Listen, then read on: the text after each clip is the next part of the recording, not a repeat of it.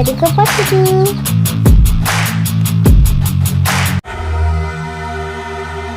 नमस्ते साथीहरू र वेलकम स्वागत छ तपाईहरुलाई ओनिक अग्यात युट्युब च्यानलमा।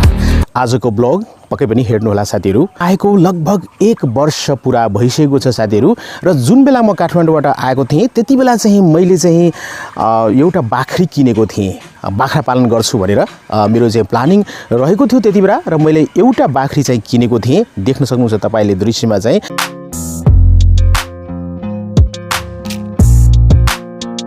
र त्यसपछि केही महिनापछि चाहिँ फेरि अर्को बाख्री मैले थपेँ र त्यति बेला चाहिँ मसँग 2टा बाख्री थियो। तपाईले देख्दै हुनुहुन्छ दृश्यमा चाहिँ।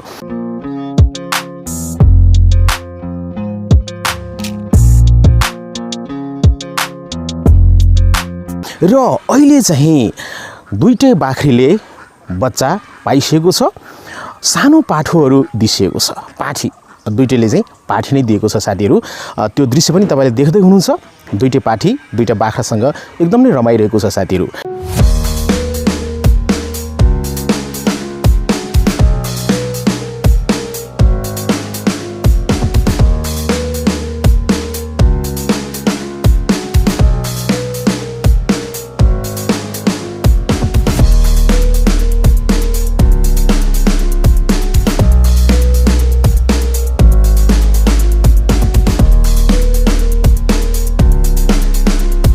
र त्यस्तै गरिकन अब चाहिँ म तपाईहरुलाई देखाउन चाहन्छु साथीहरू।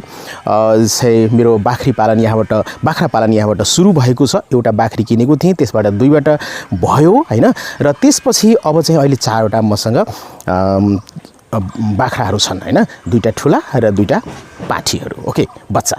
र यस्तै गर्न मेरो आउने दिनहरुमा अझ पनि यसरी नै संख्या बढ्दै जान्छ, मल्टिप्लाई हुँदै जान्छ। पहिले पनि मैले यहाँहरुलाई जानकारी गराएको छु साथीहरू। र केही बाख्राहरू पनि केही पाठाहरू पनि थप्ने मेरो प्लानिङ रहेको छ यो बाख्रा पालनमा। आउनु साथीहरू, म दृश्य देखाउन चाहन्छु यहाँहरुलाई। जुन बाख्रीले जुन पाठी दिने जुन अवस्था रहेको छ त्यो अलिकति यहाँहरुलाई म शेयर गर्न चाहन्छु। ओके, सो यो भिडियोलाई पक्कै पनि अन्तसम्म हेर्नु होला र यो ब्लगमा कनेक्ट रहनु होला साथीहरू, सम्पूर्ण कुरा जान्नको लागि।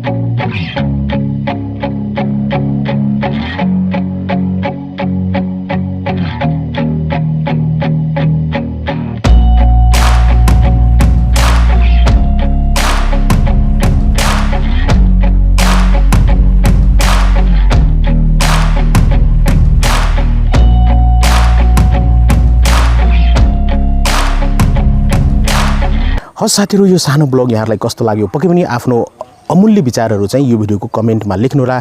त्यसै यो भिडियोलाई लाइक चाहिँ पक्कै गर्नुहोला र ओनिक अज्ञात युट्युब च्यानलमा नयाँ हुनुहुन्छ भने पक्कै पनि यो च्यानललाई सब्स्क्राइब गर्नुहोला। रातो बटनमा सब्स्क्राइब लेखेको हुन्छ, त्यसमा चाहिँ तपाईले प्रेस गर्नुहोला, यो च्यानललाई सब्स्क्राइब गर्नुहोला र त्यसपछि चाहिँ बेल बटन अलमा चाहिँ क्लिक गर्नुहोला नोटिफिकेसन पाउनको लागि र नयाँ नयाँ भिडियोहरू हेर्नको लागि। तपाईहरुको समय एकदम नै शुभ होस् भन्दै आजको यो भिडियोबाट म बिदा लिन चाहन्छु। Take care, good by, Jay Nepal.